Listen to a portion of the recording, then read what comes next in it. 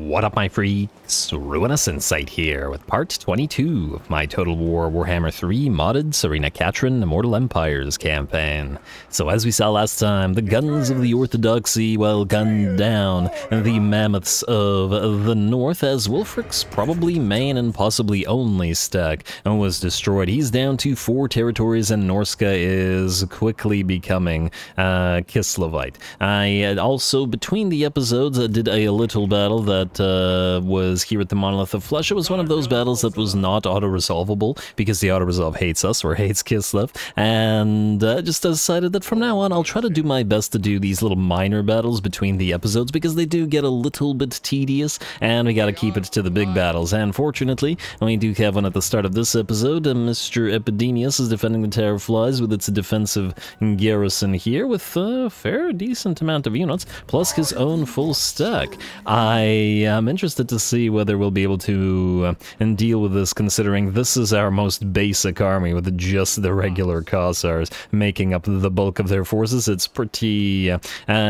far along into the campaign, I suppose, to still be using them, but hey, as long as they're cheap and effective. And cheap they are, running at 74 apiece when outside of our own territory. Anyway, we'll jump on that in a second. Let's start moving everybody else around, though, and do it in order. So, Plains of Zunbaijin, looks like we can't hit you in 2 turns. We do still want to knock Archie out, and I guess we'll take a turn of attrition such as it is to try to close the distance and go Tzarina Katarin.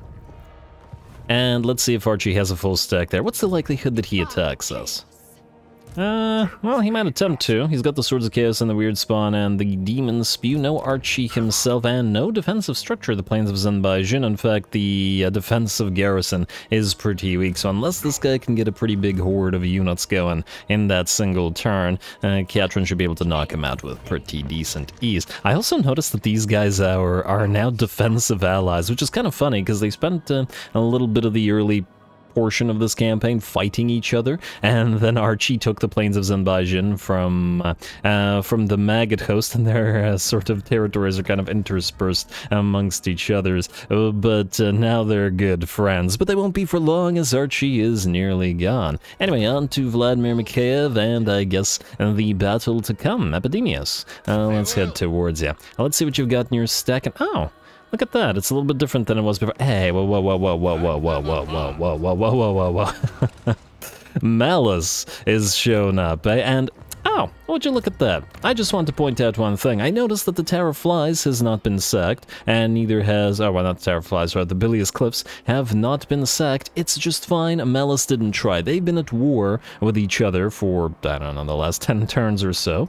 Neither one has done anything to the other, despite sharing a border and actually being much closer to each other in terms of their armies than to us. Instead, Epidemius went all the way out here to go towards us, and now Malice is traveling through the territory of his enemy, technically speaking, to go towards us. So the player hatred, or player focus, or whatever you call it, of the AI is very much alive. Anyway, and just an amusing little bit. Ooh, he's got 3 Reaper Bolt Throwers and lots and lots of range in this army. Mostly all range army. Kind of appreciate that with the sort of hybrid-like units of the Bloodrack Medusa that can fight in range and melee, and the Black Ark Corsairs.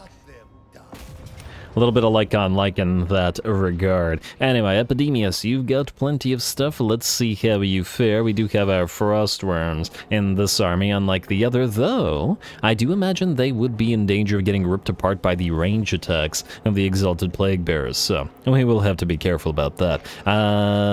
I did not check whether we reached the engagement threshold this time, so I'm just going to assume that if we haven't yet, we will, as the streak is still alive, and 'twould be a shame to have dropped the streak so much earlier than Lewin.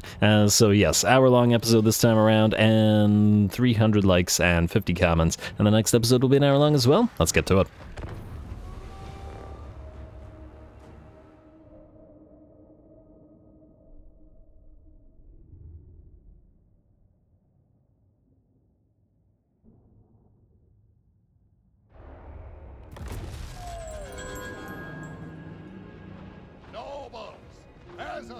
Soldiers, farmers, All are Kislev, and Kislev stands united! Alright, looks like one beast of Nurgle for everybody back here. But anyway, here we go. I think this should be a pretty interesting fight. The deciding factor will be how threatening the Plague Bearers, or the Exalted Plague Bearers rather, are to the Frost Worms. Obviously, we've seen this army in action before. This is the aura stacking team, and they can hold ground against melee troops for quite a lot. Enemies have a massive reduction, more than half of the Forsaken, for examples, melee defense. Look at that, 10 melee attack. It's quite a bit, and just from the Glittering Scales, White Cloak of Ulrich, and Iron Ice Armor. That is not counting the Tor debuff from the Patriarch. So melee units are not really a threat at all to these guys, and they can fight pretty much forever, relying on the Mortis Engine effect of the Drake of the North and Yaslav the Frozen, our Frost Worms. What the problem will be here is the massive damage potential that the range attacks on the Exalted Plague Bearers can do, and the general tankiness of those Exalted Plague Bearers, I suppose. As we've seen before, the arrows of the regular Kossars are just really not that much of a threat to them. Like, it takes half of our army firing on one, like a very significant portion of their ammunition to even damage one. As we recall, when we fought that other battle against the Nurgle forces in that forest, we ran out of ammunition. The enemy still had more than half of their Plague Bearer forces left, so we can't really rely on the arrows to do the work so much as we can the melee units. Anyway, the enemy has blobbed up a fairly big portion of troops to try to hold us back. We can't even fit any more units here, but that's alright. We are going to activate the Heart of Winter. Unfortunately, it's most of the fragile entities that have come and surged forth as well. They're the only quick ones here in the enemy army, as the Plague Bearers are quite slow to enter the fray, rather. Although, if we're playing them with ice, I guess they've entered the fray as well. But anyway, the Heart of Winter generally does pretty darn solid damage. It's significantly stronger in SFO damage-wise than it is in vanilla. And let's see, we've only used the one spell so far on our Frost Maiden. She's got 168 kills and 69 nice K damage, nearly 70,000 damage from a single spell. It's pretty darn solid. And oh, it's actually still going. It's just the little effect that is gone. I just want to see the damage by the end of the spell. 74k now. Granted, the enemy have blobbed up a fair amount of units, but yeah, 80k damage, pretty darn good. I mean, I would still expect something like an Overcast Dwellers Below to potentially do more damage, but it does depend on the kind of units that are taking damage, their fragility, and how many of them are blobbed up in one place. I think in my Lewin campaign, and just thinking back, there was a sort of semi-on-purpose time where we cast the Dwellers Below, and I think the single spell did somewhere between 200,000 and 250,000 damage with one cast. It was pretty darn crazy for one ability. Granted, we've seen pretty crazy numbers from Tzarina Katarin as well. But nonetheless. Anyway, the enemy's having a pretty bad time attempting to hold us back in this choke point. The choke point working for us much more than it is working for the enemy, and especially once again due to the close nature of the debuff stacking that we have on the 3 items that are constantly doing that. Looks like those Plague Toads are, they have 8 melee attack. And once again, that's 8 melee attack without the minus 25 melee attack that you get from the Battle Hymn of Tor. I think this is one of the nastier sort of combinations of negative or debuff aura stacking that I've done. I do generally try to pull at least one army off with aura stacking sort of in most campaigns. But usually there's a lot of positive aura stacking and not as much of the same kind of aura stacking. Like, you'll get a little bit of melee attack reduction, a little bit of melee defense reduction, the Warrior Bane giving armor and regular weapon damage reduction, but here we have 3 effects, all of which reduce enemy melee attack combining together. And yeah, it's pretty nasty, especially against factions like Nurgle, which are generally very high in defense and not as high in melee attack. If this was against Horn. Obviously, it would still be useful, but we'd have to much more rely on the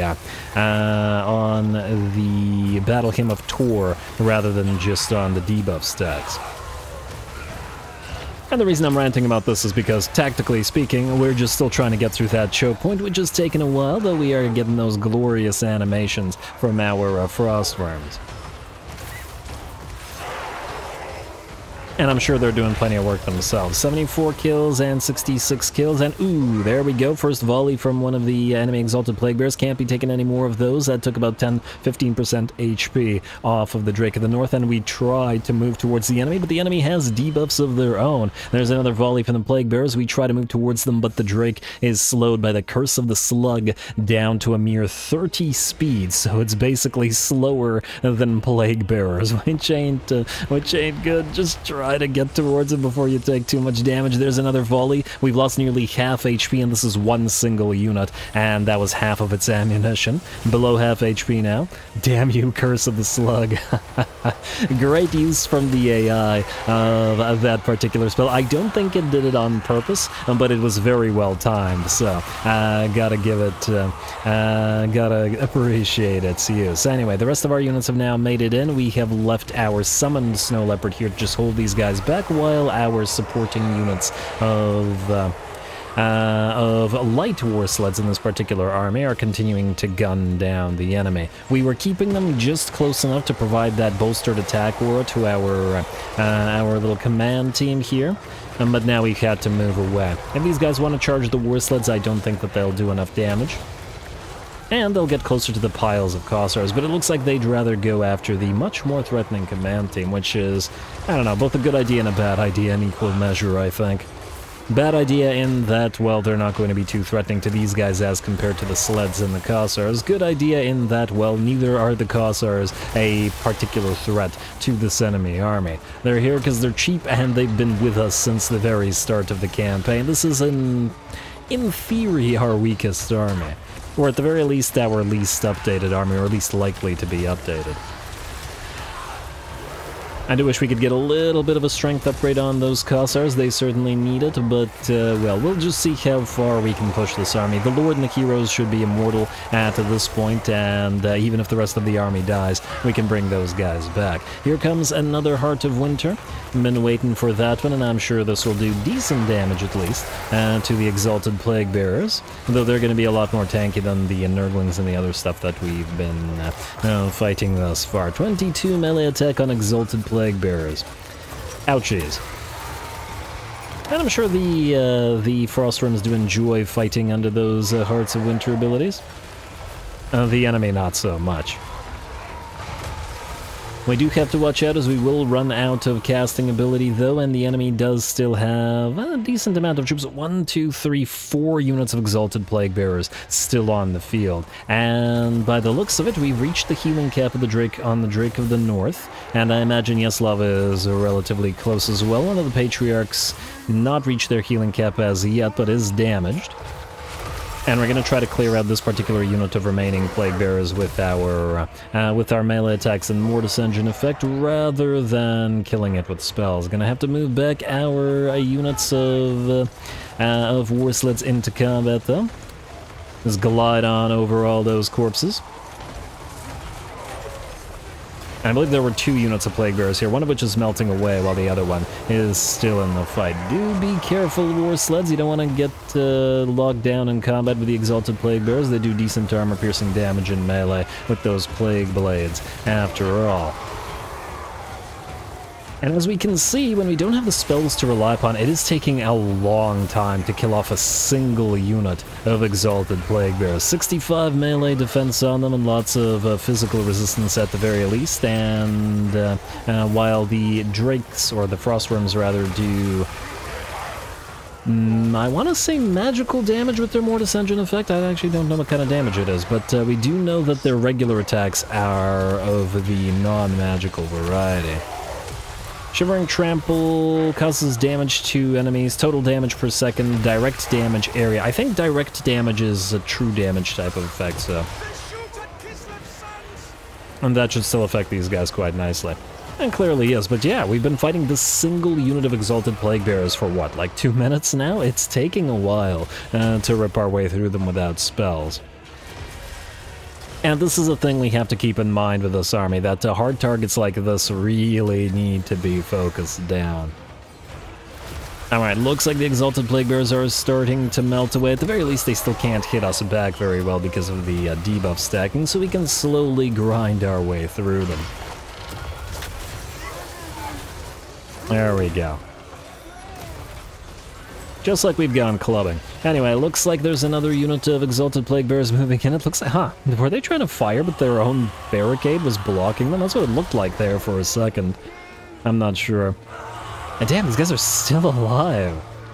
Up to 3 minutes now, just trying to rip that unit apart. We just got to get more of the enemy units to close together so we can spread out our effect into damaging more enemy units at once, and hopefully forcing them to blob up into another...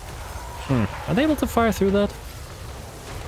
Into another Heart of Winter. They were definitely firing, but I don't know whether the projectiles can move through the barricade because it's the enemy's barricade, or whether they get stuck there. Anyway, we are starting to move our Kossars into the settlement now. I mean, they've been firing for a little bit. Some of them have lost about half their ammunition. Ooh, another unit of Exalted Plague Bearers have arrived over here. We do not want them firing either on the Kossars or the War Sleds, and therefore, we're going to charge the Light War Sleds into melee combat. Now, that's a dangerous position for the Light War Sleds to be in. They're still relatively fragile. Their melee defense is low as well, and the Exalted Plague Bearers can surround them and destroy them fairly quick. We've seen previously when we charge the Light War Sleds in, and them get heavily damaged.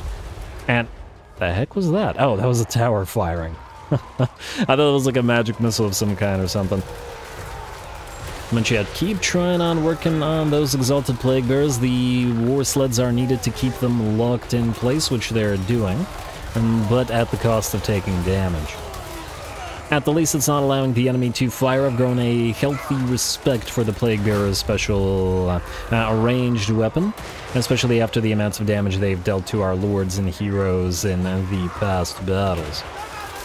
Alright, another nice volley from various ones of our Kossars, but I saw not a single one of the Plague Bearers drop, and these guys, after all this time fighting, are still hovering around 30-35% HP.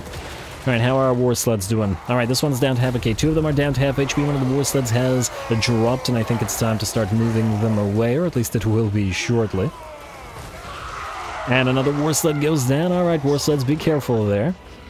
You don't want to be locked in combat. With no room to maneuver, however, we don't have too much of a choice. Another unit of enemy Plague Bearers under attack by our command squad here, who are trying to work through them. Both of the Frost Rooms have reached their healing cap now, and we're using this particular Patriarch to distract the enemy. Now, this is also a good showcase. So this guy was just at about full HP. He does have the glittering scales on him, so a little bit of a debuff from the melee attack, but it's not together with the rest of the units, so he doesn't have the same amount of debuffs. And these guys' melee attack is still high enough to penetrate his defenses. Well, let's see how much damage he takes. Our War Sleds have certainly taken hits, and it looks like Epidemius, one of his cultists, and some Beasts of Nurgle are still in the center, but that's probably a good thing for us, definitely a good thing for us, as it'll allow us to knock out the rest of the Plague Bearers without Epidemius interfering. Kind of silly of the AI to do that, however. They should have definitely popped in Epidemius into the middle of a unit of Plague Bearers and dish out a little bit of damage to us. But it looks like they wanted to preserve the Lord. And as we can see, the Patriarch here has lost about half HP, having been surrounded by the Exalted Plague Bearers. He's trying to get out of their formation now, but it looks like the mass of the bear, even with Ursun's Roar, buffing it up by 25% to 4,000? Really? 4,000. You're telling me this bear has 4,000 mass? Didn't Tzarina Katarin's sled have like 2,000? Huh. I'm kind of surprised that he can't move out of the Exalted Plague Bearers at all, because I kept trying to tell him to do that, then decided to charge in the second Patriarch to try to bail this guy out, because he's now down to 40% HP, his healing cap is there, and he needs help. Or rather, what he needs is all of the rest of the debuff items in one place. We are, however, still fighting the unit out here, so we're going to separate the two Frost Worms, and even activate another Heart of Winter. I think this one non-overcast, because it's only on a single unit. And we're definitely running low on mana at this point. These guys are also taking shots from the arrows of the Cossars, though as we've seen, they don't really do too much damage to the enemy Plague Bearers, but fortunately, it looks like that was just enough to start forcing the enemy army to rout. The Plague Bearers will melt away. These guys were still alive after all that fighting with the sleds. But yeah, these are light war sleds. They're cheap. They're very cheap. What were they, like 200 originally, and then we reduced their upkeep further with the research later on. And they're quite fragile, and of course the Cossars with their 74 upkeep. So it's not surprising that they take so long to deal with an Exalted Plague Bearer unit. They are, however, fairly adept at dealing with the relatively low-armored Beasts of Nurgle as well. Although I suppose the Exalted Plague Bearers don't have a lot of armor themselves either, but that's fine. Alrighty, anyway, looks like these ones have melted away. The Plague Bearers are gonna melt before they enter combat, and it's just now time to make sure we get rid of Epidemius and this little cultist who, surprisingly, is gonna come back. Huh. Looks like the enemy doesn't want to actually rout until Epidemius and the cultist have fought their last. Makes sense.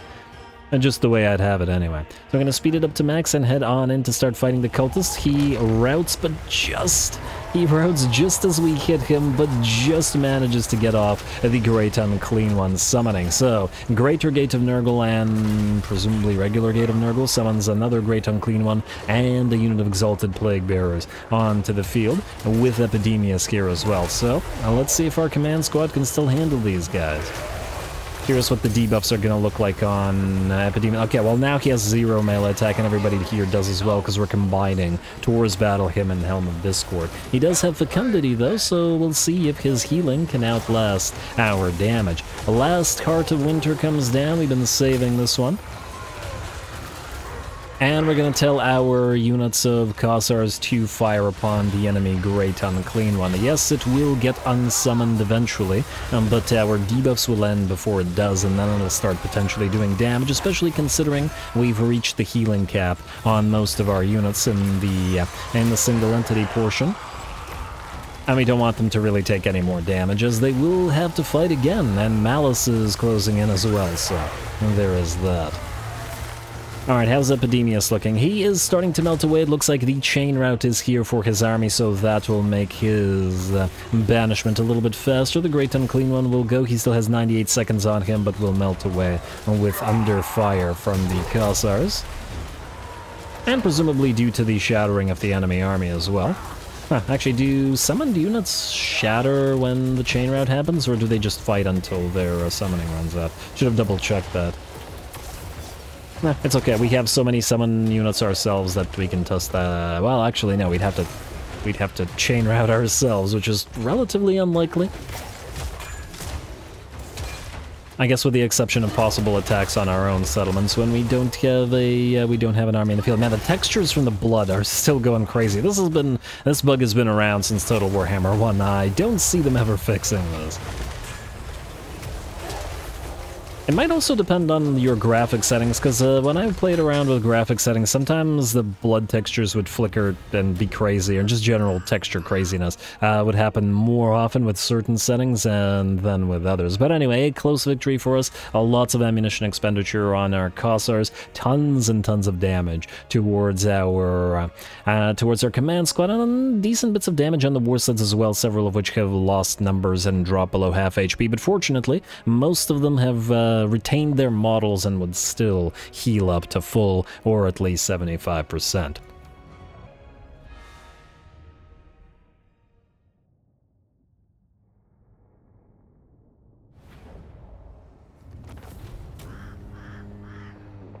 All right, very nice, very nice. We managed to pull it off, and well, we certainly did take damage to the command squad. Our Frost Maiden in combination with our Frost Worms were able to carry the day for us, and at 18k damage, Vladimir Mikheyev did pretty decently as well.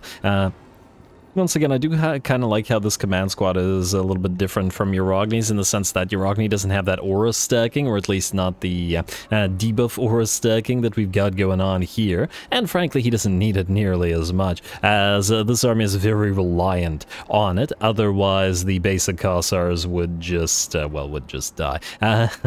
Still, 149,000 damage. Very, very nice to the Frostmaiden. And it looks like the Drake of the North at 82k and did the most damage as well, at least out of the other units. The damage from the Exalted Plague Bearers, as predicted, was quite heavy, and the Frostworms and the Bear Riders were both very much in danger, but not just from the enemy range, but from the enemy melee as well, so interesting. Anyway, we will occupy the place. Not much value out of looting and occupying or whatever, and hello. More of that immunity to contact effects. Once again, it's a very nice buff. I would have loved to have it on Castalton, but I fear Epidemius will be dead by the time Castalton would be able to make his way up there, so no dice there. What do we have here? Blessed Helm of the Oblast. Haven't had this one yet. Area augment, 50 armor and 25% missile resistance. That's kind of interesting. Yes, okay, this is going to Uragni's army. Why? Because the blobbed up, low armor, and no missile resistance Acolytes of Ursun could probably use it. Now, unfortunately, both of you have something. You have the Balalaika of the Arari to increase the melee attacks and stuff, and you have the Van Horstmans and the Helm of Discord. We could, I guess, give it to the Hag, or for now, we could have Gotrek or Felix hold it. Neither one is particularly threatened by things to need a potion so far. So we will give you that Blessed Hell of the Oblast. Gotrek, you can hold it for now. I guess we can give him a we could give him a Mirror of the Ice Queen if we wanted to as well. That would increase his damage pretty significantly, as it would damage everybody around him with that Mortis Engine effect. Hopefully we'll get a few more as we go. But yeah, it's only 30 seconds, but 50 armor and 25 missile resistance is pretty big in terms of avoiding additional damage on the Acolytes of Ursun in this force. Anyway, okay, yeah, these guys can't attack because the Volary is walled, and unfortunately, basic Kislevite Lords, even on the War Bears, don't have the siege attacker trait, which ain't so great, but oh well. What we do have here is Creatures of the Land into Rally, and I guess let's get the buff for the Acolytes of Ursun for now, until we get War Bear Riders here. Acolytes of Ursun are buffed by Ursun's Favored. Well, that's just lovely, because that also buffs War Bear Riders. Perfect for Uragni. Alright, power those guys up a little bit more. Now, who's up next? What do we have here? Victor Zamvin. You, I guess we'll want to start moving you to Yeti Peak. We will be trying to see if Mr... Okay, let's not move in March stance, though. Let's move in regular stance. We'll see if Tamarkan is here. We need to find where his main stack is. What do we have here? Bone Chewer, Boldig, Mountain Eater. He eats mountains and he chews bones. That's Boldig for you. Ooh, he has an Armor of Destiny. He has a bunch of items. If we defeat him, there's a decent chance of stealing him. But yeah, we will be in a war with these guys in 2 turns most likely, so, and nothing to do about that as yet about those items, but we'll keep an eye on them as we'll be wanting to steal them down the line. Blood of the Defender has moved and will be getting her own army relatively shortly. Zakar Yozhin, I forget who you are. Oh, you're the Scout. Scout. Yozhin. We'll keep him here for now.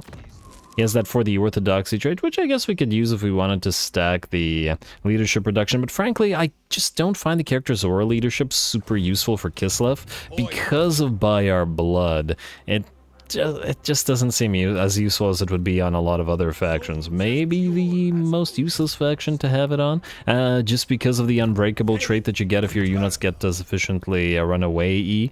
So, there's that. And as I recall, these guys do have a fair few buffs. They have Inspirational Character's Aura Leadership Effect, they have the additional Aura Leadership Effect out of Blessing Discs, and Enduring Devotion also gives additional leadership. So yeah, these guys can have a massive increase to leadership if you want to build them that way. But anyway, let's see what else we've got here. Doesn't look like there's much. We do have a little bit of money from that fight, though. So, Monolith of Flesh, let's build up the Obsidian Quarry here, because it's another market global increase. More money. More money, more bears. That's my motto. Just like in real life. I believe that's it for this turn. So, let's see. Let's see if these guys rebel. And Boris Ursus. Outpost. Let's see if it's... Like, it can't be a Chaos Rebellion now, can it? Because we've gone ahead and taken away all of the chaos around here. So it could only be Boris if it spawns here. I don't know what'll happen if it spawns here. I guess we're about to find out. But if that doesn't work, we simply destroy the Burning Monolith as soon as we declare war on him, then come back down to the Tower of Torment and then do the same thing anyway. Alright, and wait, I don't remember if I did diplomacy last episode. Miscellaneous and Nuln still want defensive lines. Alright, the Golden Order. Right. That's all fine. That's all fine. And we have no more money to spend on most stuff. Although, do we have an outpost with you? We do not. Alright, where can we build it that's reasonably safe? Shenwu has decent defenses. Probably better than Hanyu Port does because they didn't build a defensive structure there. Yeah, I'm gonna say Shenwu's the way. And we'll just hope that it doesn't fall. I mean, technically we don't necessarily need to do this right now, the outpost there, but on the other hand, we are looking to get a couple war drums, as there are a few units I think they would buff quite nicely. Anyway, end turn. Let's see about this rebellion, and I guess if we get attacked anywhere. Hopefully I didn't forget anything. As soon as you start getting enough armies on the field and enough settlements and stuff, you start getting confused. Maybe that's just me. Military alliance, Elspeth, no, not right now. I'm still kind of wary of Elspeth in particular. Hello. Oh, I'm gonna sally out. I wasn't expecting that. I'm very pleasantly surprised by that. Thank you, Grimcur. Thank you. I love you. Good. Fight.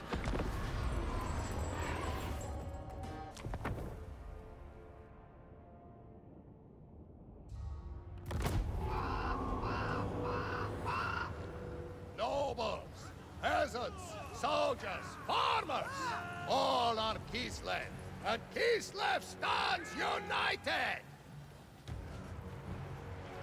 Alrighty, here we go. Yarogny stands against the enemy once more, and the enemy, foolishly, but I'm happy about it, has decided to sally out. I think one thing that I am learning throughout this campaign in just terms of strategy, and you gotta keep learning new strategies and stuff, is not necessarily using full stacks. Like, the same blunder that Grimgor committed in moving his stack and Wa near Yarogny army while in march stance. This occurred because Grimgor wasn't, or the AI controlling Grimgor wasn't afraid of losing because it thought, oh, look, it's Yarogny's army, it's only got 4 infantry acolytes and 3 cheap tier 1 or tier 2 Kossars. This should be an easy win. Same thing that it fought here, or thought rather, here, fought soon. Yeah,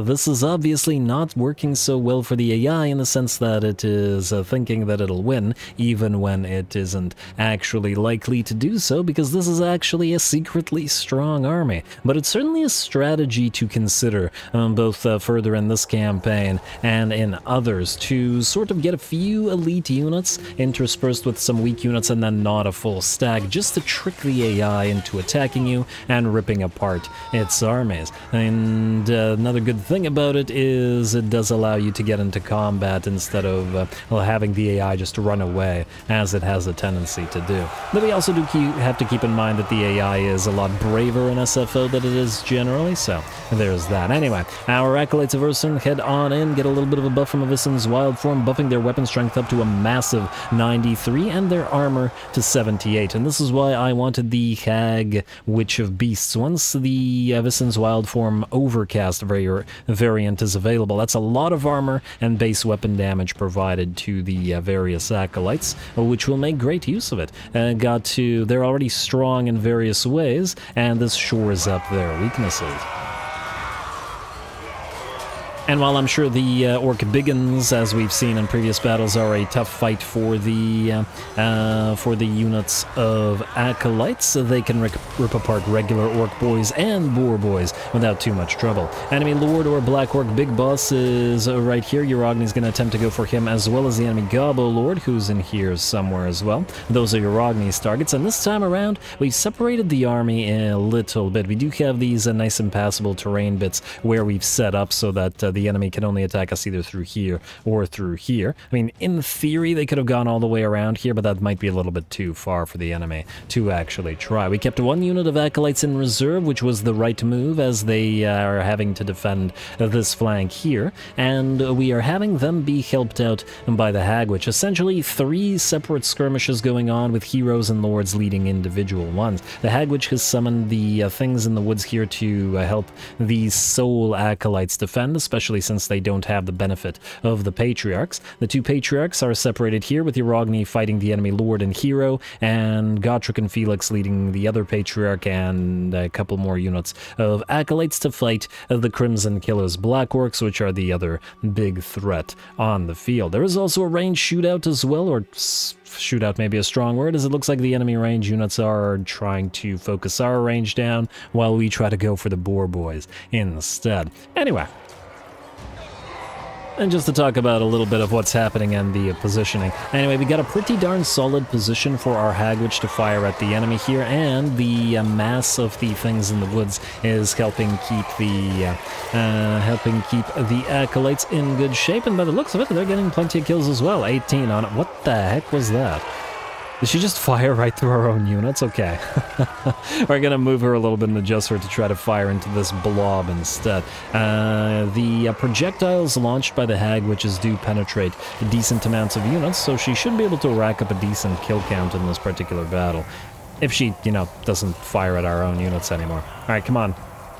We're waiting for you to take some shots. There we go, and it's still uncomfortably close to our own line, but at least it hit the enemy. Out here, we are still holding the enemy back. As we can see where our own units are versus where the enemy units are. Uragni is now facing off against both the enemy Lord and Hero, roughly at the same time, but he hardly needs Gotrek and Felix to defeat them.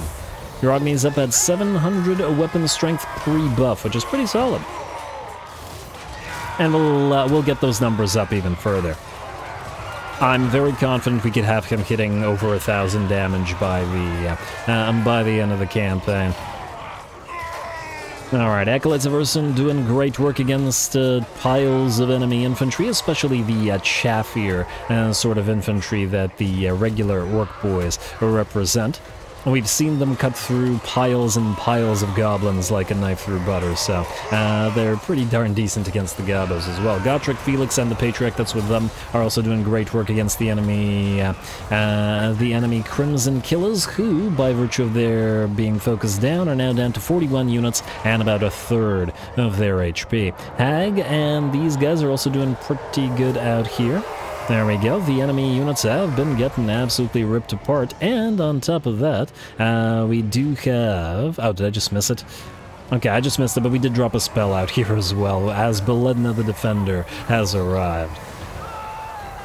She's got hailstorms. I wouldn't say aplenty, though, because as we've seen, Uragni's army doesn't have a lot of mana available to it.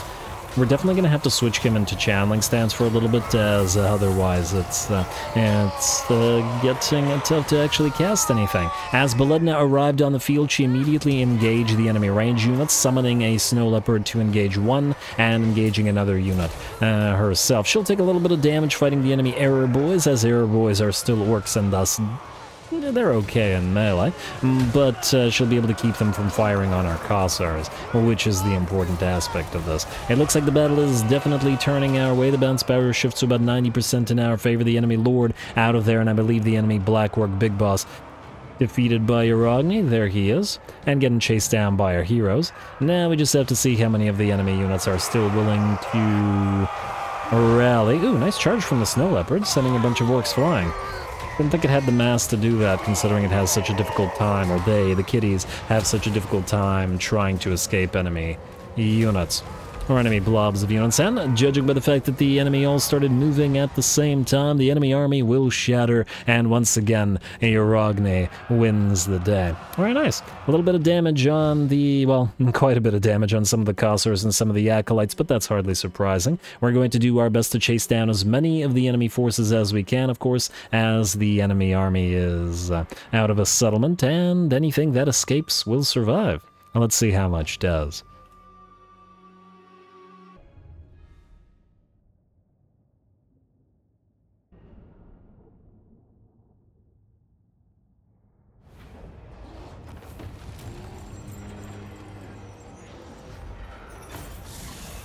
Alright, very, very nice. I gotta say, this army has, feels like it's achieved a lot considering it's basically a half stack, and we just got the Kossars with spears, and before that it was without them and without the caster. And speaking of the caster, fairly impressed with the Hagwitch. It's 205 kills and 23k damage. She currently has no spells. This is just her pure damage being dealt to enemy blobs of units, and with her attacks, granted, we took a little bit of extra time to line up her shots a little more properly this time around, or direct her specifically towards blobs of units firing from the flanks, but yeah, Hagwitch is quite strong for that particular purpose, and that's once again without the fact that she has any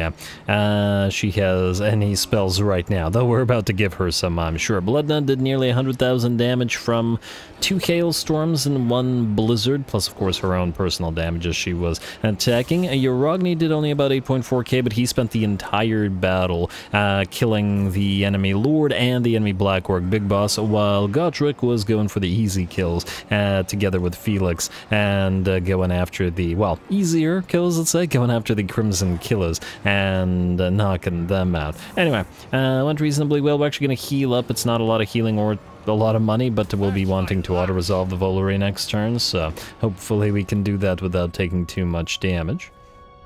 Especially considering how much the auto-resolve hates us. Why did the map reveal itself here? That was odd. Drippin' Fangs had destroyed Eatae, destroyed, and... Oh, they will only rebel next turn? I thought they'd rebel this turn. Okay, fine. One more turn then. One more turn. A raiding by Malice, who appears to be out here. I was hoping to hit Volcano's Heart. Elegant's outpost construction enemy killed another... wait. The Amber Trance, self-leadership plus 20. No, we'll turn that into something more useful. Wand of Jet, not horrible, but... probably something better we can get. Upkeep production for little Groms, which is great since we're about to build them, and higher numbers for our fire, quote-unquote, army, and additional range for little Groms as well. Plus 25% is fairly considerable. Quaff the Raven. I remember this thing. I don't remember if it's supposed to do something, but it didn't look like it was doing anything there, so... maybe it does, maybe it doesn't. I don't see it up here. Ooh, Mother's Hand is up next turn, and oh! They decided to land in Norden. Interesting. Interesting indeed. Alright, anyway, Sorka Gospodar, you were supposed to head here. Oh, hello, Mr. Admiral Leech. I was going to send Igor Talichev to the Bilious Cliffs. I suppose we can still do that, as in... well, either way, there's no choice but to move here. I guess we wait. I'd like to fully retrofit him. I suppose we could start heading him over here instead, but if we knock this out, well, it really depends on how we deal with Malice. He is right here. We can see his camp. And the problem with this is the fact that... Wait, is this army immune to attrition? I don't remember. Because if it's immune, we could try to set up an ambush here and ignore the Volcano's Heart. It's just that Epidemius and the Nurglite faction can generally revive itself fairly quickly. On the other hand, if we ignore Malice, he might not be able to reach the Tower of Flies, since we cannot reach the Tower of Flies, and it's not like we've invested anything into it at the time. Meaning, we could get more value out of going to Volcano's Heart instead. And that's probably something I'd do between the episodes anyway. Alright, Tzarina Katarin, let's start with you. Start doing things in order again. Hey, Archie has revived, but he's got a half a stack. And whatever else he has at the Plains of Zinbaijin. Is this worth fighting is the question here. I'd love to just move through... Pyrrhic Victory. Oh, it'll kill off one of our Zargard. Really, this will kill off one of our Zargard. Alright. I guess we'll fight it. I mean, it is archery, I suppose. And good that we're still on the Frostworm because it'll be a siege battle. We'll move everybody else around first. Mikhail, I think we'll move you to Volcano's Heart. And Zamvin, you are headed towards Yeti Peak. I would like you to move, but I would also like you to not stand beside the Ogre encampments. As if you get attacked that way, the enemy can't use them to reinforce. He has his army, we just don't know where it is because of the balance of powers. So Tamarkan is still running around somewhere. And I really love to know where. Yarogni and Co. Let's have you kill the... What? You gotta be kidding me. I built... That's weird. I built these last turn. Did I not? Maybe I didn't. Maybe I didn't. Oh no. Well, I guess not much we can do about it. You are still besieging the place, alright. You're definitely building them this time. Nah, it happens. What can you do? Yarogni, you can stand your ground, I guess. Ooh, we are at rank 7 for these guys now. They just got up to 47 melee defense. Could really use the extra 10 melee defense you get from buffing them with the trait for them specifically, but I just felt that Protector of the Motherland just felt more appropriate for Yarogni. Also, the Hag Witch leveled up plenty. We could... Oh, wait. Ooh, Mother Knows Best gives us... Oh, man. We have to choose between a 10% vigor loss reduction for Warbear Riders, which are... Right. It says forest animals. Things in the woods, incarnate elemental beasts, bear, frost... It says they're here, so I assume that does affect them. But magical damage for Yarogni, I kind of like the idea of this. The Potion of Toughness isn't as important, although it is a fairly solid buff to him. I just think that the magical attacks for him is nice because then we can continue using the Sword of Bloodshed or later on switch to the Executioner's Sword to give him sundering attacks without needing to worry about gifting him a Lichbone Pennant, and we can keep it on the Baronings or give it to somebody else. These guys all do a magical damage, and it is only appropriate that Yarogni does as well. Anyway, I was going to give you some magic, so let's see. Don't really care about the forest battle thing. Don't really care. Well, actually, you know what? As weird as it may seem, Protective Charms might be a very good investment, just because you constantly get freaking focused down by everybody. Flock of Doom and Wildheart, and then we'll ignore Pan's Impenetrable Pelt for now, and start popping points into Protective Charms, because every single battle, it's kind of a hassle to babysit these guys, because every enemy range unit always focuses them down. Anyway, since we can't fight this, I guess Yarogni is sitting pretty for a turn or so. Sitting pretty for a spell. Demetrius Sokin and Recruiter Gaspar. So the thing about you guys... I mean, I guess we could just swap out units now. Or we could just wait the turn. Or we could just sail to Bilious Cliffs. The thing I'm concerned about there is whether Malice could actually reach us from here. What do we have in terms... Ooh, they do have defenses, so we could take damage. You know what, actually, I'd probably do this, but I'd probably fight this between the episodes, because once again, it's just a tiny, tiny garrison that the auto-resolve won't let us do, so... Let's see about what else we have. You guys keep together, I guess. You can't move closer to the Tower of Torment, actually, because as soon as we declare war on these guys, you'll want to actually potentially take it, but we could also do is sack it later on. It depends on whether we get the spawn, because we could just keep trying as long as the settlement isn't taken by anybody else, so, and yeah, I think it'll be fine. Anyway, Beledna, you're fine. Astankia, you are probably gonna have to fight another little battle here. And the auto resolve won't let you. Alright, I think we have no choice. We gotta do this one manually. Motherland, go. And just no choice in the matter. As the auto-resolve, it won't kill one of the cats, but it'll bring them down to so low HP that it's not good. Fight battle. Just max speed through this little one. And oh, there's also Mother Astankia's quest that we could do. I almost forgot about that. When would be the best time to do this? Well, either way, I think we want to wait for her to get her 2 Frostworms. So we'll still have to transfer those to her. And with the Frostworms is probably a better way to fight the quest, because we don't know what's going to happen in the quest and what kind of enemies we face. Better to have a couple of stronger units rather than just this. I also didn't realize this was going to be a minor settlement battle, but no big deal. We'll move on in.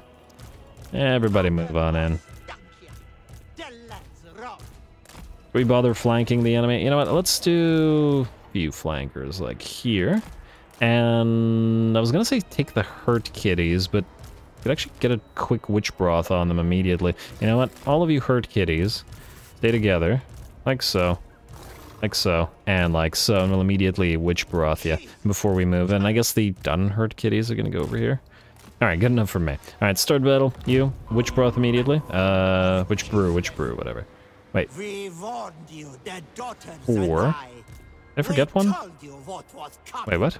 I see 4. Oh, what the heck? That was weird. I have no idea what happened anyway. Okay, we're getting attacked by the tower, so we gotta do this. Alright, do that, and you guys can go attack some of the enemy units. Let the kitties heal for a few seconds, and then drop a second witch brew on them after the first one is done. I feel like it's fairly short effect, so there we go. Done, and drop another. Hopefully that hits this one. Nope, it missed that one. Mittens, I'm sorry. I love you, but I'm sorry. Alright, everybody else, I guess it's time to go. You guys go here, you guys go here, kitties. 2 of you here, 2 of you there.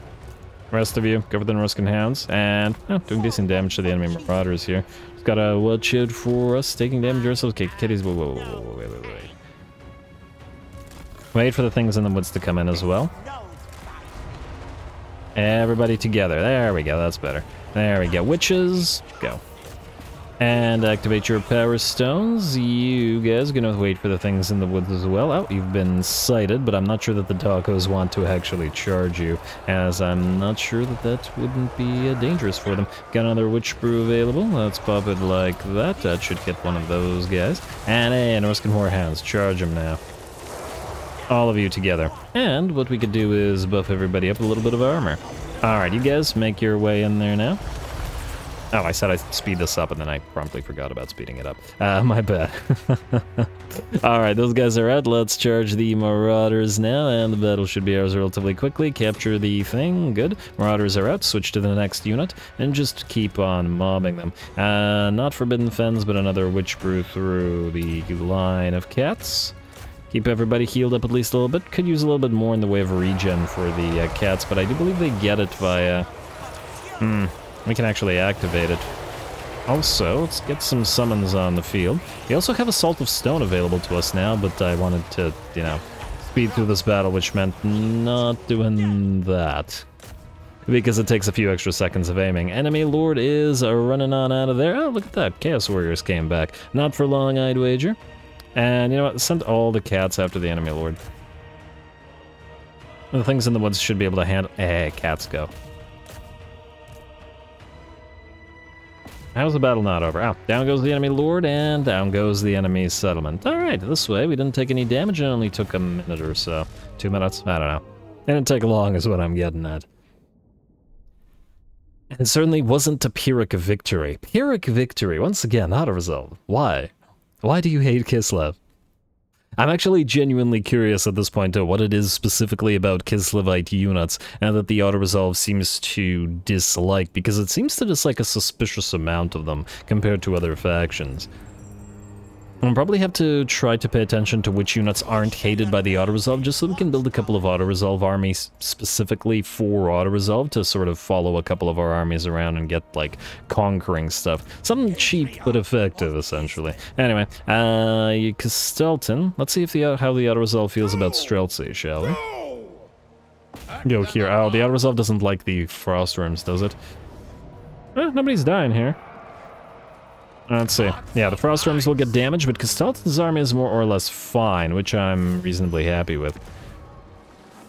Occupy the place. Hey, another Executioner's Axe, very nice as well. You don't need the Pigeon Plucker Pendant. In fact, it's been a couple of turns. Let's see what we got.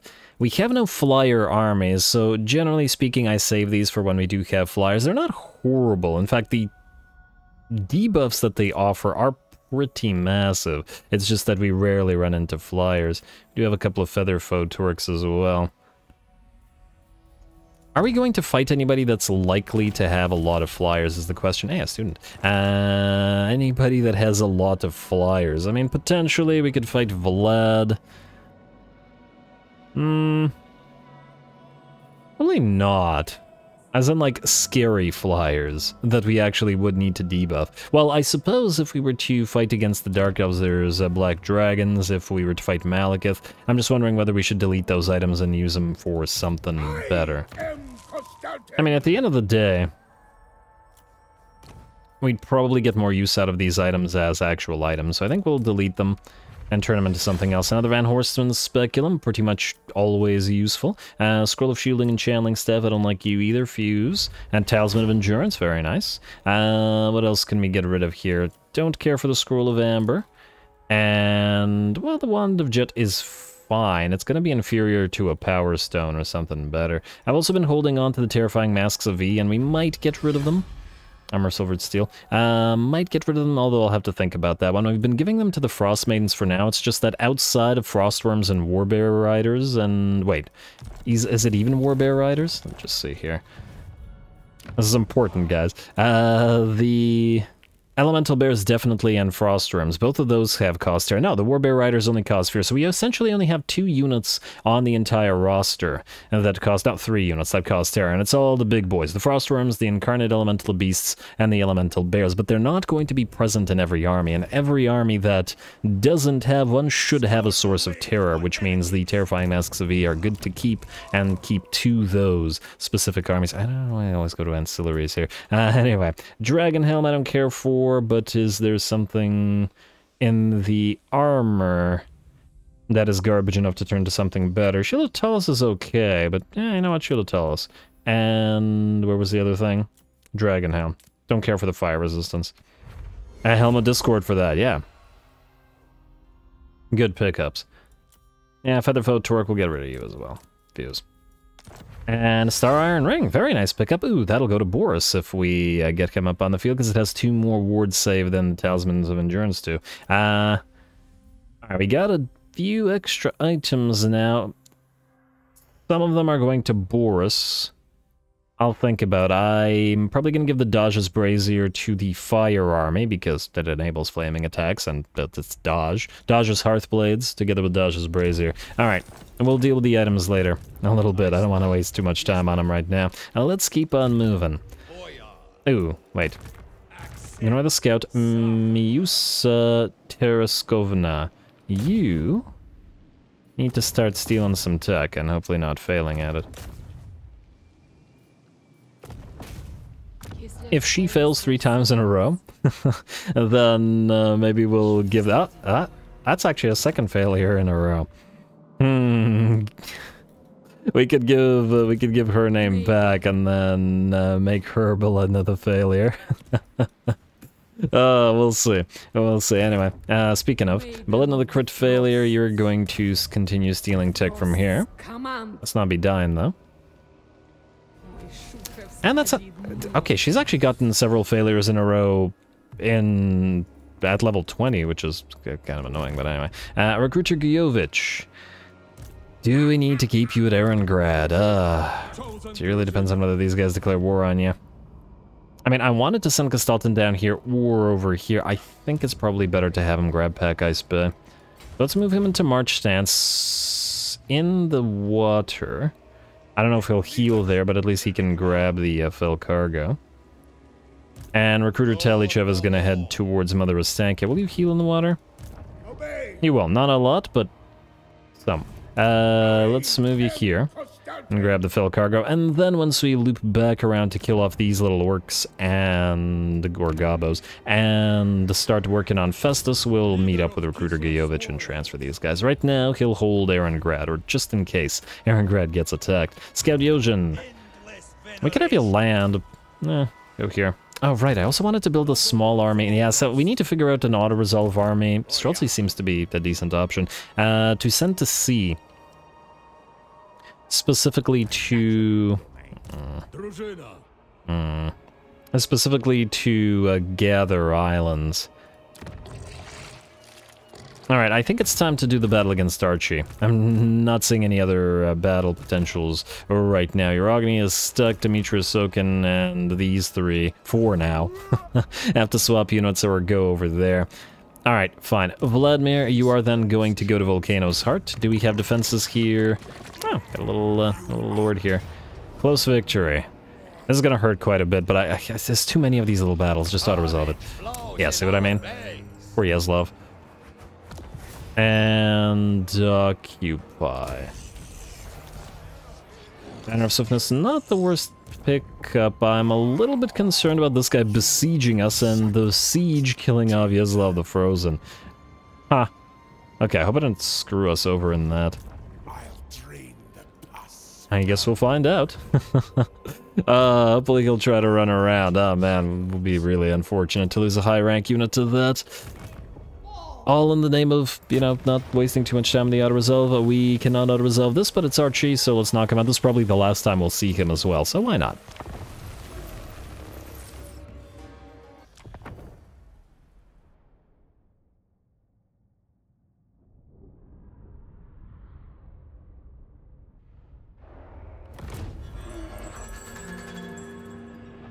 We cannot falter, for all the world depends on Kislev. Fight with pride, my people! Alrighty, here we go. The last stand of Archaon will be made here. I don't think that he'll revive in time for us to see him again, as he will only have one territory left after this one has fallen. As usual, Tzarina Katarin and the single entities will attempt to break through the gate, as we have no artillery in this particular army, and probably never will, as it's just not necessary, especially as with regards to shootouts against the enemy. Any artillery that the enemy brings will quickly get ripped apart by Tzarina Katarin on her sled in a field battle. In a siege battle, however, the Frostworm is the much better pick, as the enemy clusters around that defensive formation, and since we have no room to maneuver, as we saw earlier with our light war sleds in that previous battle. This is where Tzarina Katarin can shine on the worm, however, and I do like for lords that have multiple mounts like this, Tzarina Katarin, maybe Cetra on Cambrian War Sphinx versus Chariot of the Gods, for example, just switching them out, and different uses for them at different times. Anyway, Archaon has moved in, and we've immediately sent the Golden Knight to start dueling him, though the Golden Knight's already lost about a 25% of her HP. We do have to remember that we have not yet invested into the fighty portion of her tree, or at the very least the non-unique fighty portion of her tree, so she will get stronger over time, but for now, she's definitely having a tough time with Archie. Otherwise, it looks like the enemy is having quite a bit of a tough time themselves under the Heart of Winter here, and the enemy Chaos Warriors and, well, basically all of their infantry are going to get destroyed by Tzarina Katarin.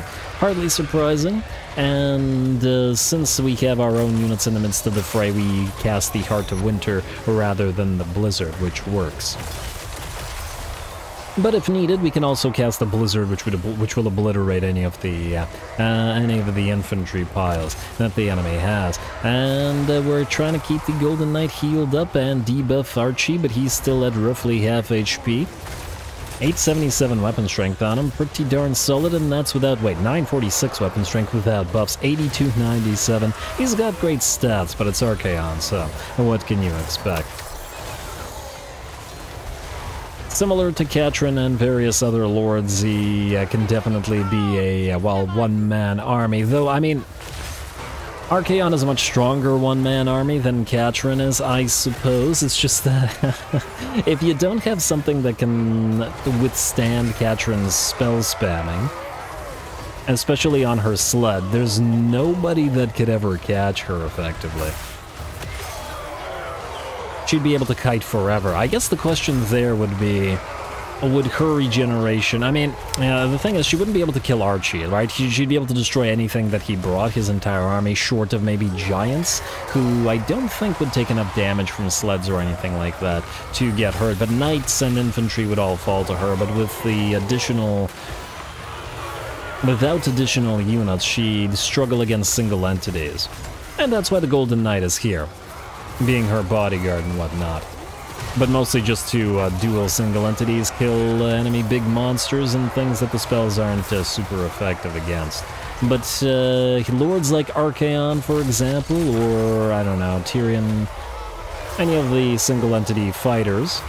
Well, Archaon's a better example than that because he's a very strong fighter, but also a very strong caster. Either way, he is still embroiled in his duel against the Golden Knight here. He's lost about 10% of his HP. The Golden Knight's been healed repeatedly and is down by about 30%. That said, we've made our way forward as well. The enemy's balance of power is down to maybe 10%. The War Sleds are providing fire support and have been gunning down the enemy Chaos Spawn with a little bit of help from the Snow Leopards as well. Got to target those single entities, and then we can switch to the Chaos War Shrine after that. I think in retrospect I should have gone after the War Shrine first so that it no longer provided that giver of glory. Chaotic Crusade, giver of... oh, it is just giver of glory when it's the undivided variant. Yeah, 10% physical resistance. Should have gone after that thing first with these guys, but I really wanted that weird spawn and the Chaos Spawn gone. And gone they mostly are. Our Ice Guard are also climbing the walls so that they can help out by firing down upon the enemy. The Golden Knight continues to attempt to attack Archie, but getting a little bit of help from the Patriarchs and such as well. Too bad we can't teleport Uragni here to have a duel with Archie, but, well, what can you do? And, ooh, Archie switches targets going for the Patriarch, and the Patriarch very, very rapidly drops down to about 30% of his HP. We gotta book him on out of there, unless Archaon kill him. Although I suppose if we move him out of there, we won't be able to use that Tor's Battle Hymn anymore. The Helm of Discord and Van Horstman's Speculum activations were to try to keep the Patriarch alive with the debuffs. Here come the Zargard as well, and once again we still have the Heavy War Sleds helping out by gunning enemies down where they can. Unlike the Light War Sleds, the Heavy War Sleds aren't going to be too threatened by a unit of Forsaken. Forsaken are a solid unit for their cost. However, they don't have enough armor piercing to deal with the Heavy War Sleds, which have 170 armor, which is pretty darn decent. Alright, how's Archie looking now? Down to maybe 60% of his HP, Golden Knight down to half. And we are now supporting the Golden Knight with those Zargard as well, so there are other units that Archie can hit. Keep a little bit of that HP on the Golden Knight, whose armor still does look fantastic.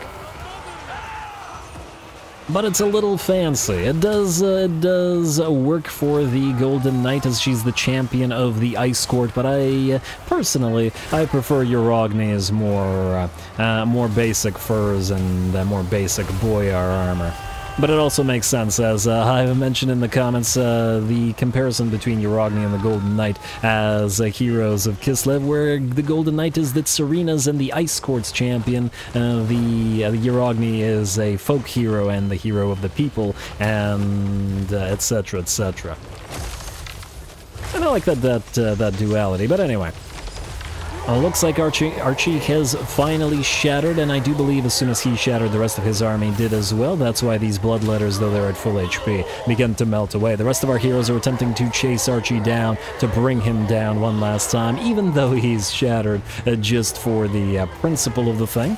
Especially the Golden Knight, who spent most of the battle dueling him.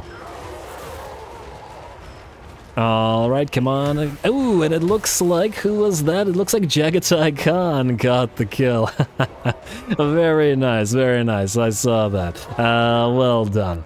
And with that, ARCHAON'S probably last army will shatter, and the battle will be ours. Our Ice Guard were just getting set up on those walls and had started firing down, but the enemy just simply did not have the number of troops necessary for us to make a lot of use of them. Plus, we still got to get more Ice Guard into this army, but I think Tzarina Katarin's army has generally been winning so hard against most armies that it's not a priority to us right now. I think she also still has 18 or something units out of 20, but I think with regards to the Ice Guard, since we're going to put a bunch of them into Beledna's army with a bunch of ice creatures like Elemental Bears and the Heart of Winter, or whatever the Elemental Bear Regiment of Renown name is, into her army, I think I'd rather prioritize getting her army up on the field rather than retrofitting Tzarina Katarin's further, just because it's already so strong. Anyway.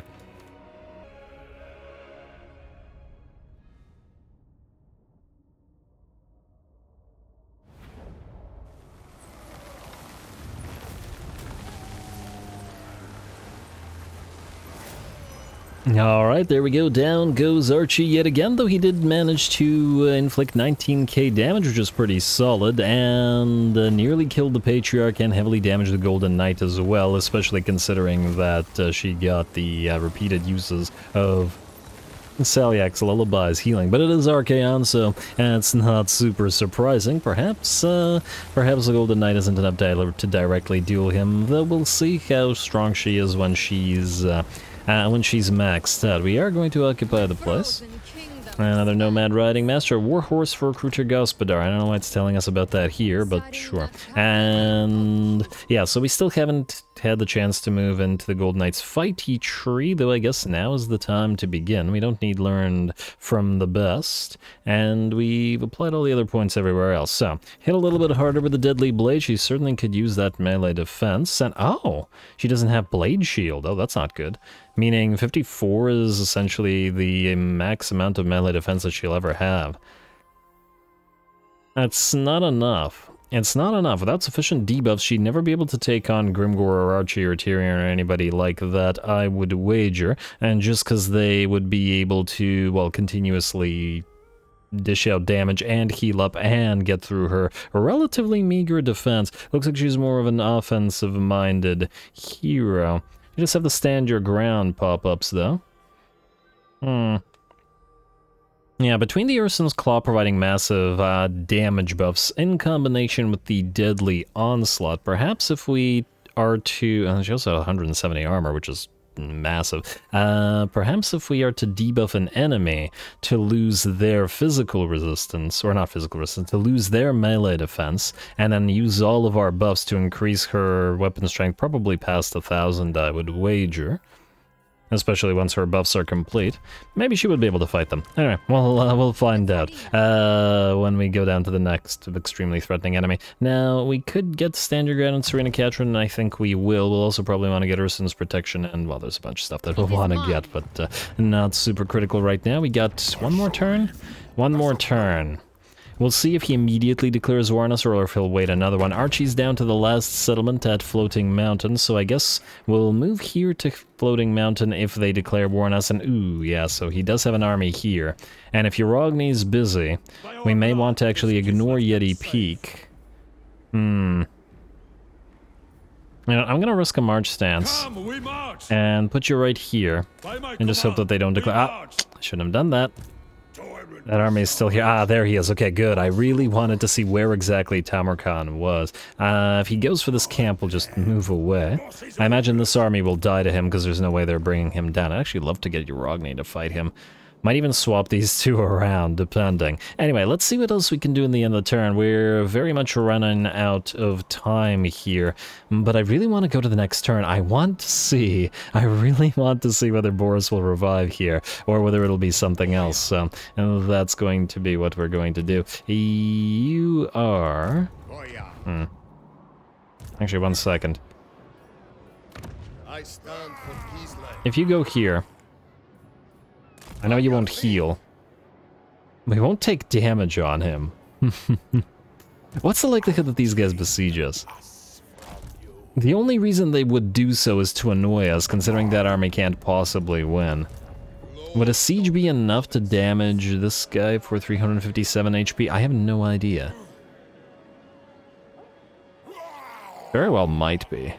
But if we don't heal, we won't be able to fight Malice. Oh man, alright, I guess we're gonna risk it. We're gonna risk it. Yeah, so the main other thing to do here is to either attack the Bilious Cliffs or just not. And wait for Sorka Gospodar to arrive. I think we can wait the turn. Let's do the buildings and let's go to next turn and find out about Boris. So, Dimitrius Sokin, you've moved. I just need to double check everybody else that has not moved. Ledna is fine, Recruiter Gaspar is fine, Recruiter Guyovich is fine, and now we just got buildings. And we do have a fair bit of money to spend, and diplomacy, I guess, as well. Alright, any trades? Goldtooth, funnily enough, wants to trade. It'll probably... Oh, he's in a defensive alliance with a caravan of blue roses. Huh, that's kind of weird. But he also... Him holding the Mountains of Morn I'm inclined to say it's a very rich territory with a lot of trade goods, and we want those trade goods. I also notice that we have a mission from Reichland. Ally missions. Kill Giesh Blood Eyes. Sure. Sure. And we'll move Castelton down there to take that. And you are down to 2. We are also moving closer to Bellicor, who I presume is still alive. 4 territories. Oh man, where the heck are the other territories? I see Grungzint. And that's it. He'll have 1 here. He must be... He might have 2 up here or something. Oh, man. The issue with that is actually trying to hunt him down. Also, how's Festus doing? Pretty good by the looks of it. But he can wait. He can wait. Alright, let's do buildings. Do we do it in order? Well, first of all, we gotta do the guy that reduces cost. That's not you. Who reduces... Where's the cost guy? Oh, here he is. We put him to Kazadir Kolas. So... we've got 2 more turns on Saliak. Our devotion's at 780. Nonetheless, I feel like we'll probably want to get the Keep of the Ice Queen up and running here. This is our most money-making province, so I'm willing to invest. Plus, it'll give us an additional elemental bear capacity, and we'll want like 5 of them for... well, maybe not 5, because we also have to use the regiments right now, but we'll want several for Beledna to replace Stonehorns, or to be able to fight on par with Stonehorns. Anyway, let's build a smithery, let's build a Silent Grove here, and I guess we're gonna go for the ice training fields. Gotta get that ice guard capacity up and running. You, Farm Estate, and you, Hallowed Forest. I believe we're good to leave. The Silent Grove can't be upgraded any further, and yes, alright, so the next place... That will need construction cost reduction. Ew. I should probably upgrade the bleakness to full. At least because of the cost of it, it'll also be cheaper to do that. You know what? We'll build the Eerie Woods here as well. And then we'll upgrade all of this, I think, next turn. With the reducer guy, so that we don't have to do it right now. I don't imagine that there's another place where we really need the reducer guy right now. And I will keep calling him reducer guy. Yeah, build a town here. Yeah, the farm estates aren't crazy expensive. And they do offer us additional growth. We've got more farms here, so let's go for the merchant traders here. We'll go for the farmstead. We'll go for the farm estate. And we'll move the guys. So you can leave this place and go to... I think it was Troll Country. I hope it was Troll Country. It is indeed Troll Country, and then we'll upgrade both of the Silent Groves at the same time, giving us more Hag Witch capacities. We will also want whoever gives us the most money to transfer into this province. So somebody has 10 or 15. You have 10, you have 5. Nobody had 15, did they? Doesn't look like it. Alright, so you're at 2.7 you. We can move you. You have a control bonus. Experience gain, research income from all buildings. Yeah, if I move here. Alright, and increase the money that we generate there. And I believe we're good to end the turn with that. Unless, wait, did I build that obsidian quarry? I did, but I didn't upgrade it, so we will upgrade it because it's, once again, a priority due to the faction-wide nature of it. Just not enough money for that market scrap, but oh well, it's all about Boris right now. So, let's end the turn, let's find out, let's hope we don't get attacked, because... that will... prevent us. Ah, okay, you didn't siege us. Good. Malice, where are you gonna go? I see he's not in his camp anymore. Oh, there he is, so we can move Vladimir Mikheyev to the Tower of Flies, and either Malice will fight him or he will not. You want us to join war against Festus, and you will pay us 200 gold. I don't know what strength rank the Fecondites are, but I'm willing to bet they're stronger than 200 gold worth, especially considering they have pretty much the entire northern portion of the Empire. Nordland, Midland, Hockland, Ostland have all fallen to Festus. But that's okay. It'll be free real estate for us once we're done with Norska and Bellicor, I guess. Alrighty, where's that rebellion? Come on. Alright, let's see. Oh, for the love of game. This is not the time. Alrighty, so now we once again have the choice of increasing control, increasing or reducing upkeep from all of our armies. This should probably give us about, I'd say about between 2,000 and 4,000 gold per turn. Maybe, no, it's not going to go as much as 5,000. It's not that crazy, because it is still in our own territory, and a lot of our armies are on the offensive a lot of the time. This is a fairly good option, though. Ward save when defending, probably not needed. Miscast base chance, kind of meh. I'm very tempted by the Urson's Blessing because of the increased casualty or punishment and the recovery ability for the Snow Leopards, even if there aren't that many of them. That said, I think one more Mother's Hand. I know, but 50 growth for our entire empire. It's been very much necessary. And I still think it's more valuable than the research rate or anything else here, so 50 growth, 50 growth. I know I said the last one might be the last one, but no, 50 growth. Scheme of Doom, ready for duty. Okay, I don't think it'll tell us about the rebellion, if there was one. Okay, well, we're at plus 20. Okay, we're at plus, damn, it must have spawned up here and we can't see it. Well, that's a problem. Okay, so what we'll need to do is move these guys up here, or occupy this, then move back down here and then raid it a little bit. Alright, well, can't do too much about that. And this guy's moving to Blizzard Peak, and I have a very good idea as to why. We need to... So Tamarkan can move here. We can move you close to the camp. Oh, you'll suffer attrition because of the mountain pass. Alright, go here. Bold choice. I'm actually a little bit concerned about this guy being in our territory here. Where's he going? Get it done. He's at war with Tamarkan, who has a full stack right there.